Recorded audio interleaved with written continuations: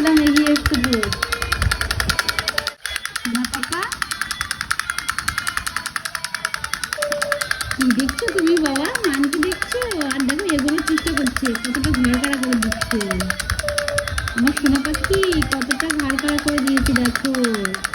3.5 মাস বয়স, এখন মনে হয় হেঁটে চলে যাবে। সোনা কি এটা বাবা? ও বাবা, দেখো আমার নীর কতটা এগোনোর চেষ্টা করছে। এমন টাইম খুব পছন্দ করে ও। ঘাড়টা পুরো খাড়া হয়ে গেছে এখন, 3.5 মাস বয়স।